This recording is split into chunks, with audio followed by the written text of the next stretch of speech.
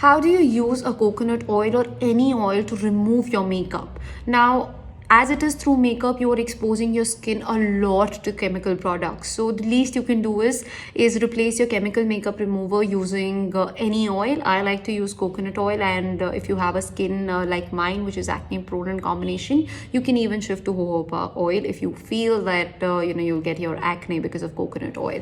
Now, what has worked for me is that you first break the makeup down using coconut oil or any oil that you're using. You can be using olive oil as well, or jojoba oil. Jojoba oil is a natural makeup remover, so you can use that. Otherwise, coconut oil also works very, very well.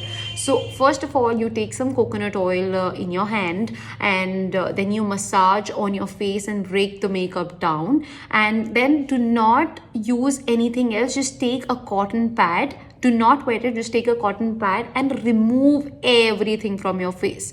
Okay, now again apply coconut oil, break whatever remaining makeup is there on your face, and this works like magic for your eyeshadow, your waterproof mascara, your eyeliners. And now wet the cotton pad, and then you cleanse the entire face only using this wet cotton pad. Now you do not need to use any face wash after this, because whatever makeup was remaining and whatever coconut oil was remaining goes away with that damp cotton pad. I have used this and I have acne prone skin, and it still works like magic. I used to always wonder, how do you people actually remove the entire makeup? There is something called double cleansing method also, but trust me, this is the simplest way that works very, very simply, and still very, very beneficial. So do try it out and let me know how it works for you.